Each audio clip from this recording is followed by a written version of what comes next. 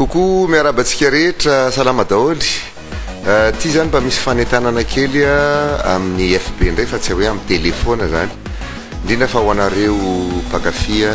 sy anareo mpanao Facebook rehetrarehetra ny fotoanantsika moa zany dia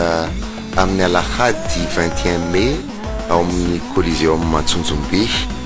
fankalazana ny fahadimapolo taona ny akarantsakatiana Antsehatra zay azo lazaina koa fa fankalazana ny fiaratsika nandritry ny 5 taona zay dia amboaro dia nizao ny programa teneny daholo ny tapaka sy namana sy ny fianakaviana rehetra satria fetin'ny mpianakavy ihany koa izy io araka ny voalaza amin'ny publicité zay dia izay moa zany amin'izao fotoana izao dia efa ao anatin'ny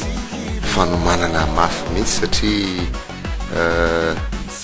tsy maintsy zavatra tsara be zany ny aseho anareo tahaka ny mahazatra zay efa anao moa zany niezaka ataon'ny tarika anjakatiana ray manontolo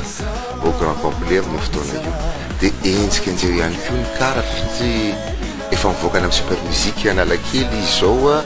dia raha tsy diso zay mividy efatra zay dia mahazo album évangélique anjakatiana Maimay Paul